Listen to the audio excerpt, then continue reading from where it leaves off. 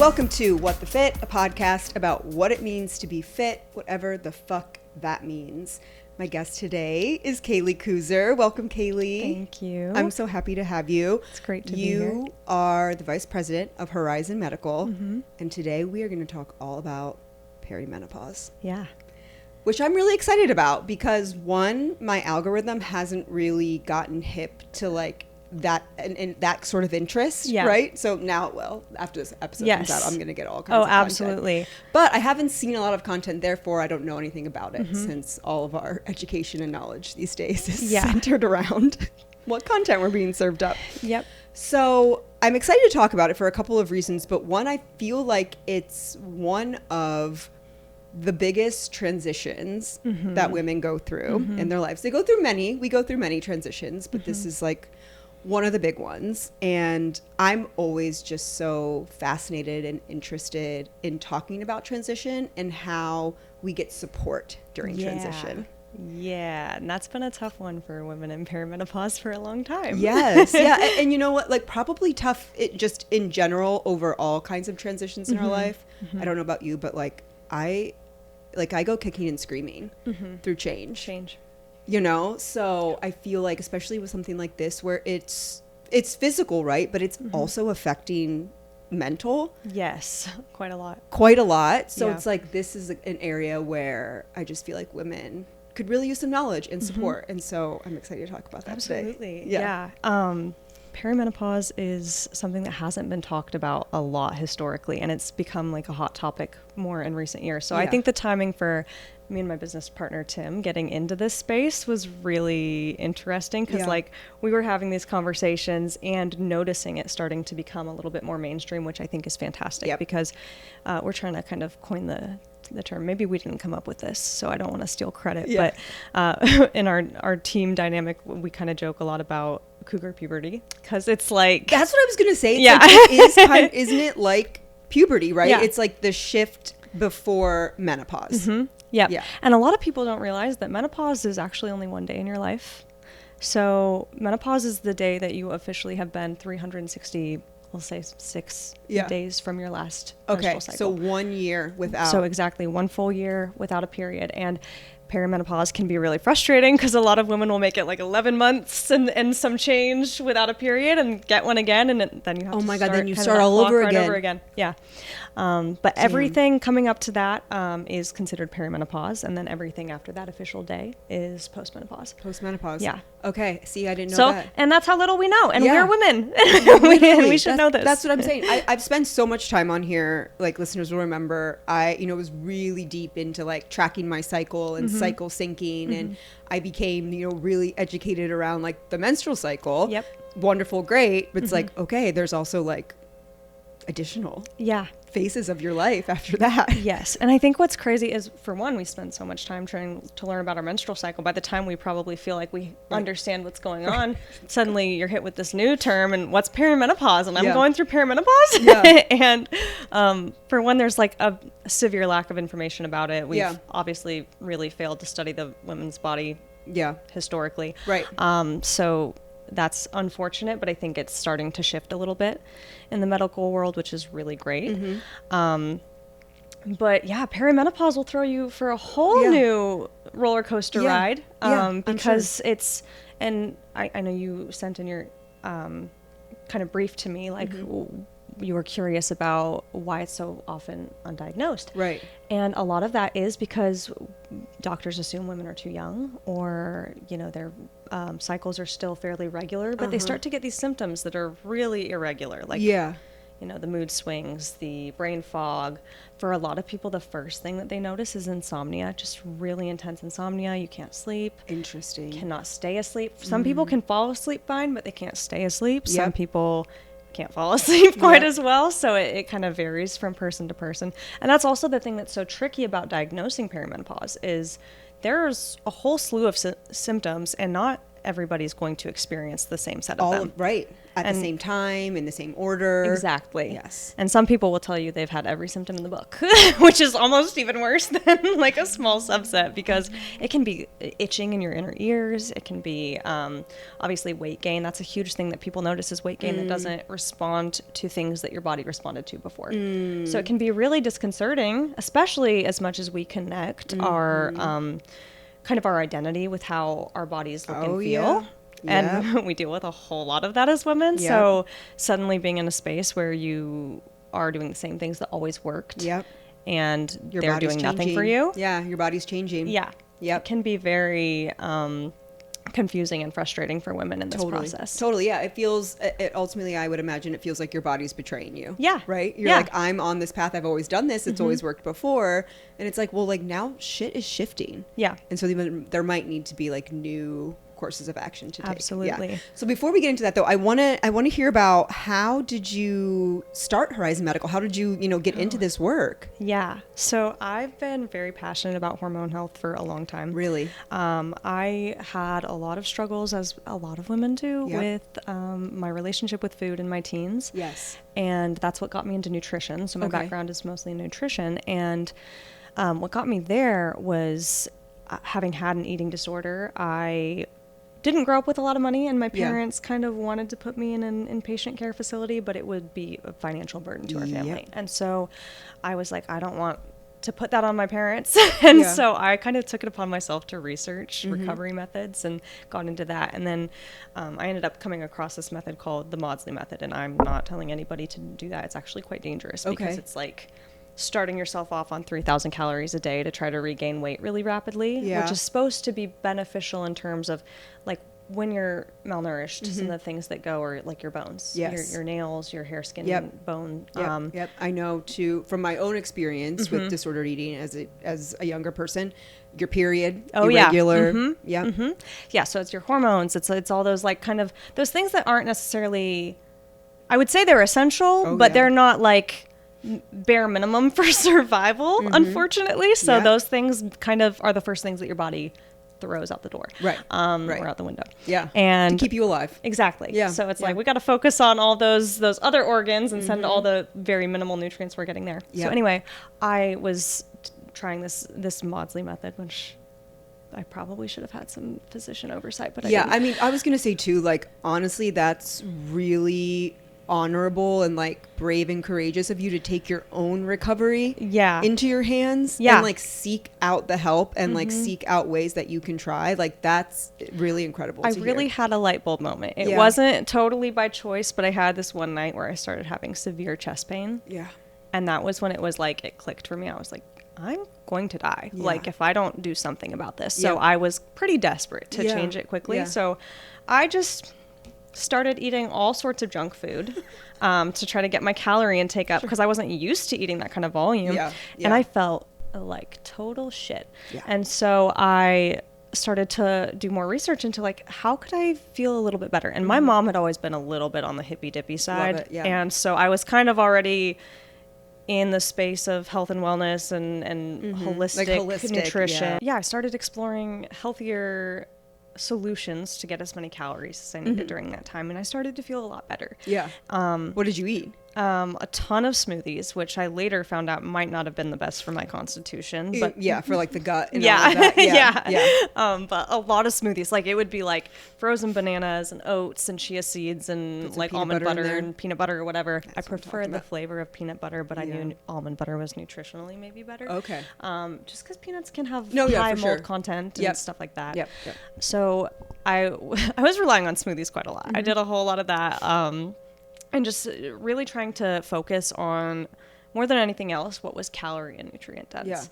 And I felt a lot better than eating all the prepackaged junk food that I initially used to try to get me through that phase. But it kind of made me realize like how impactful nutrition was. And so I ended up pursuing nutrition as a career. I ended up working in an integrative health practice in Mason for a while, and then I wanted to work remotely after COVID happened. So that kind of changed things a lot, where I had this 30-minute commute and I didn't prefer it. And I was like, I want to see if I can get a remote job. So I ended up in a musculoskeletal health like tech startup, Okay. which was it was great for the time that I was there. But it wasn't something I was passionate about. Yeah. It was just something I was kind of doing to pay the bills and get by. Right. And I remember working with like kind of a mentor for a while from a networking group. And I was asked like what I would ideally be doing, like what I'm passionate about. And I said I would like to have a clinic where we leverage health coaches to help women, because hormones can be confusing. Yes. And yes. the information you find on the internet is very confusing. It and is, I'll tell you like of course, because I mean, I think what we were talking about earlier, like everyone is different. Yes. So it's so hard. You see these reels like, oh, if this is happening, it means you have low estrogen. And then you have two competing symptoms of like, oh, it's high progesterone here and it means low testosterone here. And then it's high. And it's like, well, I have this. Yeah. You can't look at a reel. You can't look at something on Instagram and like talk about your hormone health. It's terribly confusing on that front. Yeah. For one, just to find out what's going on. Yeah. Then it's extra super confusing to figure out how to implement any sort of changes that might help your outcome. Exactly. And so my vision was kind of like, I want to simplify this for women. Women are busy. Women are stressed. Yeah. Especially if your hormones are out of balance, you're feeling the impacts of that. Yes. You're probably moody.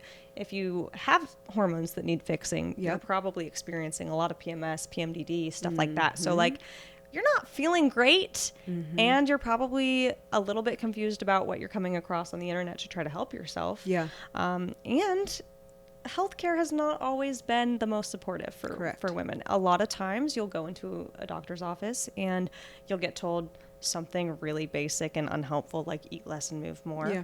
Yeah.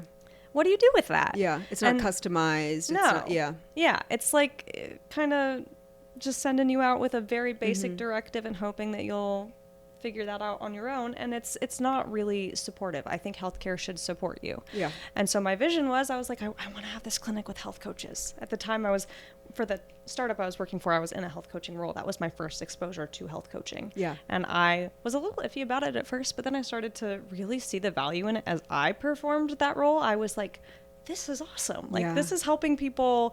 It's working with their intrinsic motivating factors to help them understand why they want that thing, right? Why they want that outcome, and then helping them implement changes that really work in their lifestyle. So understanding the person and what their work life is like, what their relationships are like, what their activity levels are like, and helping them make small steps that are sustainable, which I think is the most important thing. Correct. Like, I'm sure we've all tried something and been super motivated for like several days. Of course. And then we went like all in and failed on day 5. Classic.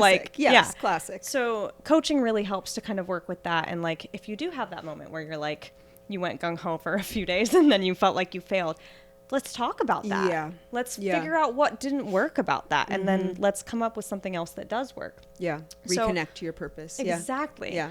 And so I loved the concept of health coaching in relation to gynecology. Now, at the time that I was asked that question, I was thinking specifically more in like my age group. Right. Like just kind of in your younger years, if you're dealing with PCOS, with endometriosis, with stuff like that. Yeah. PMS still too, exactly. Exactly. And so over time, and I should correct myself, I think PCOS just got renamed to PMOS, didn't it? Oh, I don't know, but and they just and I could be wrong, but okay. I think it's now polymetabolic ovarian syndrome because they felt that polycystic was not encompassing enough to people that deal with that. Yeah. Okay. Good to know. And so probably a year after that, I get a call from my now business partner, but I had previously known him from a coffee shop that I worked at in like 2017, 2018. Yep. That's how we met. And he called me up, and this was in northern Indiana, like the area I grew up. He called me up and he was like, hey, I've got some questions about like nutrition and like what you do and hormones and stuff. Do you mind if I like come visit you? Yeah. And I was like, sure. So we'd kind of stayed in touch loosely throughout the years. So he comes into town one weekend, comes to visit me in Cincinnati, and starts telling me about how his wife started perimenopause, but they didn't know what it was for a long time. Right. And it was really a difficult process for them to navigate. Right. Just because very uncomfortable. Exactly. Confusing. Like all the symptoms we talked about before, like you have no clue what's happening at that point in time that they were going through that. It wasn't a mainstream topic yet. and it was just starting to gain traction. Yeah. So they had to do a lot of advocating for themselves. And ultimately, I think Tim ended up hearing about perimenopause on a podcast or something. Yeah. And he kind of went out of his way to go become an armchair expert. Yep. Like, I can tell you right now, I know a lot about the female body and a lot about hormones, but Tim probably knows more about perimenopause than I do. He went deep. He's experienced it in a way that I have not. Right. So he came to visit me. He was like, I kind of wanted to get into public speaking on perimenopause to educate people. Yeah. And then his sister had asked him, well, ultimately, if you did start speaking, what's the end goal of sharing that information? Right. And he was like, the end goal would be ideally that there's a clinic I can send them to. And but he's like, but I don't know where. And everyone else I've heard doesn't know where either. Right. And so a clinic specifically designed to support perimenopause women. Exactly. Yeah. And so she was like, well, could you start one? Yeah. He's like, shoot, I don't know. Maybe. Yeah. So he comes to visit me, and as he's like talking all this through, I'm like, yeah, health coaches. Health coaches would be incredible for this phase of life. Yes. This transitional phase. Exactly. Yes, like they're kind of working with you as you're throughout perimenopause, no one day is the same. Your hormones are just all over the place, and it's really hard to keep track of. Yeah. So coaching is incredible because it's so adaptive, and it really helps meet you in wherever you're at. Right. And if you're dealing with like more physical symptoms sometime, what are some common physical symptoms? You said the itchiness. Itchy inner ears. Itchy inner ears. Which is terrible. Like, is it like incessant itching? Like you just can't. I'm not sure. I haven't experienced it myself. But enough that people make it a symptom. I've heard it drives them crazy. Okay. So I would think probably pretty constant. Yeah. So physically, I think a huge thing, at least from my perspective and in my understanding of health, is like the sleep deprivation. Insomnia is so common in perimenopause, and once you have sleep deprivation, that's going to impact your hormones. Everything else goes. Your immune system, your ability to think. Yes. Brain fog is really a huge one. So mood changes are big, where people feel like they don't even remember some of the mood swings they have, and that's why we're really huge advocates of involving someone in your health journey when you're in perimenopause, even if it's a sibling, a friend, a spouse, whatever it might be. But having someone to come in and advocate for you, and maybe even hear some of the things that your physician is telling you that are going to go in one ear and out the other because you're in perimenopause and you have brain fog and fatigue, and not everything is going to kind of stick the way it normally would. Yeah. And I think that's what's so frustrating about it for a lot of women, is just feeling like their body's out of control and not responding to anything. And probably, trying so hard on so many different fronts, right? Do they have their nutrition dialed in? Are they moving? Are, doing this and that, where then it just becomes an extra layer of stress of like, am I doing everything right? Maybe I'm not, because I still feel this way. So now I'm failing. And so now I'm not good enough. And then you're off to the races. Yeah. And on top of exactly what you just named, going through that in like your late 30s, anywhere from your late 30s to like your early 50s. Yeah, I was going to say, what's our like kind of age ranges looking like?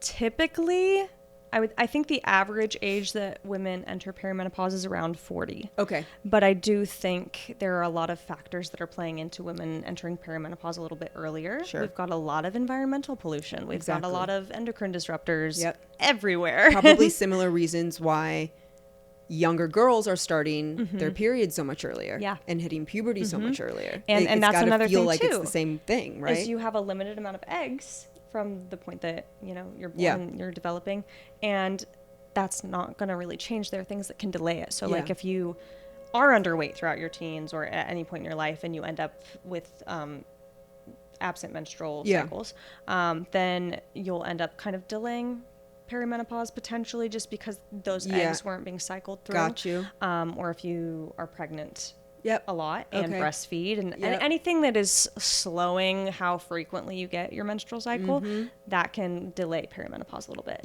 But even then, it's still going to vary so much from person to person, because some people are going to have more eggs than others. And then, like you said, starting your period at a younger age can mean that you might start perimenopause at a younger age. Right. So there's so much that goes into it, but we'll say the average is like 40. Okay. And I believe perimenopause on average lasts between 7 to 10 years. What the fuck? Yeah. So you're what the fuck? Yeah. It's a pretty long time to be dealing with like that. Why do they always got to do us like that? We didn't already suffer enough as women, so we're just gonna 7 to 10 years of, you know, potential mood swings, irritability, itchy ears, not sleeping, weight gain, brain fog. Cool. Yeah. Cool. Yeah. But there's help to be had. There is help. There is help. Yes. And honestly, one of the things that just like frustrates me most about health news and media is how information can get misconstrued. And that happened about, I think 20 years ago, maybe almost 30 years ago now. But there was a giant study, and I'm not even going to try to quote you what year, but it was like either the late 90s or early 2000s. It was called the Women's Health Initiative. And that study was, I don't know if this was the entire goal of the study, but I know an aspect of the study was looking at the risk of HRT, which is kind of our primary way to treat. Essentially what's happening in perimenopause is your ovaries are failing. So you're not producing hormones the way you were anymore. So the primary treatment method for perimenopause is hormone replacement therapy. Right. Okay. And they were trying to see if there was any increased risk for breast cancer if you were on HRT. And the study sample was like, I believe the control group, out of every 1,000 women, 4 women would get breast cancer. Okay. In the HRT group, out of every 1,000 women, 5 would get breast cancer. Okay. And so the increased risk is very minimal, but because it jumped from 4 to 5, it was reported as a 25% increase in breast cancer risk. And so a black label warning was put on HRT, and a lot of people were not trained in how to dose and prescribe HRT, and it was kind of considered this like dangerous like method that we kind of like stay away from. And so women have not been getting the treatment they needed for like the past 20 years for perimenopause because it was something that was considered so dangerous when really and I'm not going to do the math because it's not my strong suit, but like it's really a negligible jump in increased risk from 4 out of every 1,000 to 5. And there's still a greater chance that you're going to realistically die of heart disease than breast cancer statistically. So it's really a shame that that's how it was treated. Stunted the kind of just the circulation of that information. Yes, exactly. So that's like the big thing that's, I think that we just removed the black box warning on HRT, I believe in 2025. It might have been the beginning of 2026. Wow, okay. So very recently that started to become kind of normalized as a treatment method again, which is fantastic. But unfortunately, because of that big gap in time, not a lot of gynecologists actually know the preferred dosing for prescribing HRT or how to work with that. And so I'm really proud of my team at Horizen Medical because we have a Menopause Society certified medical director and gynecologist. And we also have some nurse practitioners who are kind of passionate about this space. They're passionate about perimenopause and HRT, and our goal is just to really help women to feel heard and to feel like they have a kind of a hand to hold as they navigate this process, because there is so much change. You can start an HRT prescription and feel great for the first couple of months, but then your hormones might shift. So you need really hands-on care. And that's another big thing that I observed when I was working for a tech startup, was a lot of women would come to me and I could tell they were in perimenopause, but it was out of my scope there to counsel them through it. And they would tell me that they're trying to get seen by someone for perimenopause, but those specialists are so few and far in between that they would be on 9-month wait lists very frequently. And I think that's a huge issue. Women shouldn't be in the midst of this space where they feel like they're going crazy. Actually, at a seminar that me and Tim had recently, we had a woman say she felt like she was a day away from ending up on the news. Do you know what I'm saying? Like Do you feeling know what I'm insane. saying? Yes. And so I'm thinking, if you're feeling that bad and that far from the self that you are used to, waiting 9 months is not a viable option. And it's like, I really love this idea of like the health coaches through perimenopause and then plus like the medical care and attention too. Because I think it's like, okay, right, like physically your body's going to go through this change, right? This is what nature has intended, right? We are sunsetting the reproductive years, and we are going in. But like nowhere along the line, like does it say that we're required to suffer for it? Right. Like that. It's actually really interesting. There are some cultures who don't observe symptoms the same way that women do in the US. Well, I'm sure. But yeah, a bit of a cultural kind of mindset that when you go through perimenopause, you kind of become obsolete as a woman, Yes. which I think is terrible. Yes. And it shouldn't be that way. And Right. I would love to get rid of that idea. Yes. Culturally. Right. That you're just simply transitioning from one phase of your life to the next. Exactly. You've done it a million times. You Yeah. will hopefully do it many more times. Exactly. Like it is not, it's the end of, it's the beginning of something else. It you know, is. like there's grief, of course. I think that's normal through any transition. But to that, you're so right that culturally we do have this idea, well, okay, well now you can literally go sit over there. You're overlooked. You're not useful to us You're anymore. not You useful can't have to us babies. anymore. And it's like, to me, it sounds kind of freeing to not have to deal with what we deal with every month, to get kind of past that. Exactly. Then maybe we can like really put our brains to Yeah. good use. Maybe we can really be creative. We can, Exactly. you know, like not that we can't before, but like there is this whole other like energy source almost unlocked. And I don't know about you, but I spend my entire luteal phase feeling like a shell of my normal self. And that's half of every month. I know. And so I look forward to the day where I'm not spending know. half of every month miserable. I agree. Yeah. I totally agree. I think Yeah. it's kind of a rite of passage, and that's how some cultures view it. And in those cultures, and it could be, there's, I'm sure, a dietary element, like cultures who consume more phytoestrogens, which kind of help with like mimicking estrogen in your body, Yep. which can, I think, downregulate some of the extremity of those symptoms. Yep. But they also view it as like, it's kind of a period of becoming even more wise. Like it's something that's kind of a positive thing in your life. And I feel like if we embrace that kind of a mindset more, for one, women would probably get a lot better access to healthcare for it. And secondly, there wouldn't be so much shame around it. I think that's a big thing that I'm excited to see it become even more mainstream.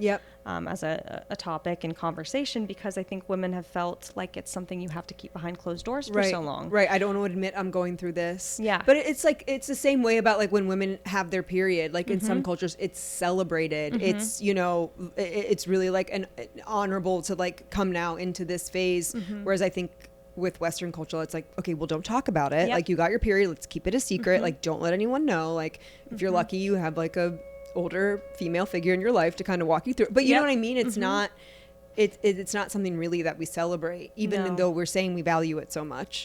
And then here we go, like we're transitioning to this later phase, and it's the same thing. I hear that. I think it's also really interesting. I'm pretty sure that orcas are the only other mammal to goes through menopause. Really? Yes. Look this up. I'm fairly certain I know a lot about orcas. And females lead orca pods. Like females are like they're matriarch. So that, you know, they will lead like well into their 70s. So maybe we take a hint. We a should hit from take the a orca hint. book. Yeah. Yeah. That's really cool. I know. And what's also interesting, I feel like there's just the connection through all of us, like through all of this, orcas like have like all these different parts of their brains that are like so unlocked and touch into like this emotional empathetic state where I'm like, I've always heard they're very intelligent. Very intelligent. Yeah. Don't like worry about me just off quoting orca facts. No, I love that. I love it. But yeah, no, I hear you. Like I agree with you. I think it's so important. So women that might be feeling like they're coming upon this transitionary phase, or they're in this transitionary phase, what do like treatment plans look like? Are you testing hormones? Are you taking a look at like lifestyle factors? You know, what does that kind of like assessment look like for women? So much that goes into it, and it really can vary from person to person. Most of the providers on my team, if you want to get a Dutch test or you want to get hormone testing done, they will absolutely oblige you. Yeah.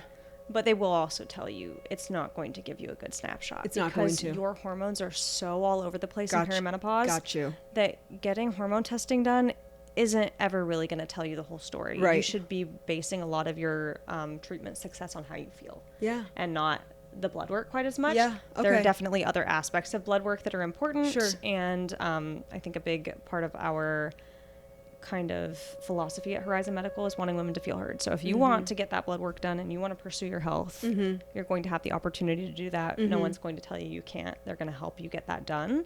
But they're also going to be honest about what's maybe a fruitful use of your spend and your budget, and trying to make sure that you don't feel like you're kind of getting run for your money, which can totally happen. And that's kind of a gap I've observed in healthcare is it's like you either go conventional and you have doctors who will only do what is within their protocol and they won't really indulge you if you want to further investigate, or you have integrative medicine, which I love, but I think it has its flaws, because I have seen a lot of clinics that will charge crazy amounts of money for blood work or crazy amounts of money for memberships.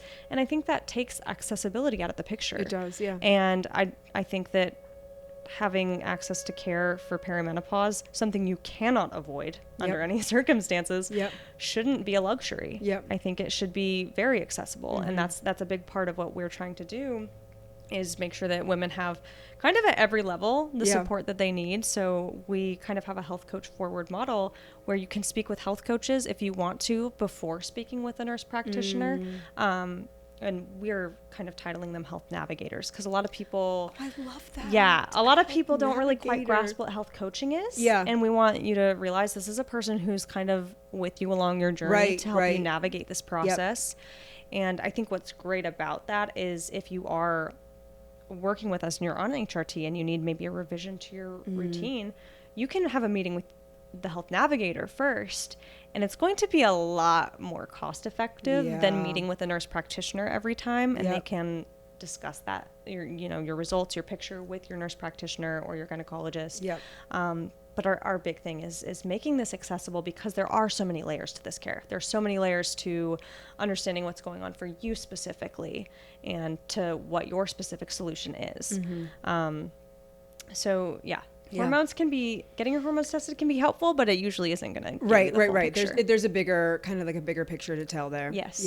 Yeah. Okay. This is so helpful. I appreciate you so much. I feel like we should wrap it up, since the darkness is descending upon us. Apparently the tornadoes are doing their thing. Tornadoes are doing their thing.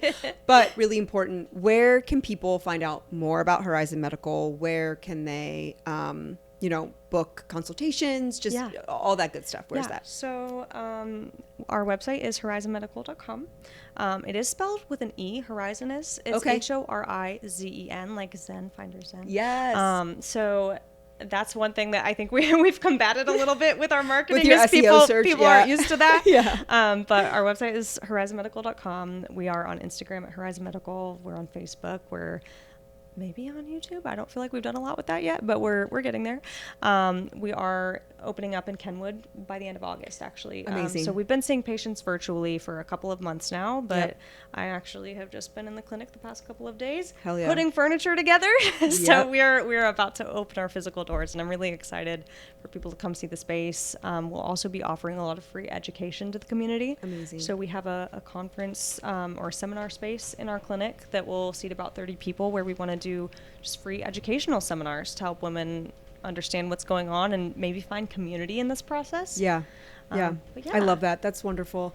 Well, thank you so much, Kaylee. I appreciate you so much. Thank you for having me. Yes, and thank you for listening. Thank you so much for listening. Make sure you're following me on Instagram at Chrissy Gurley and at What the Fit Podcast.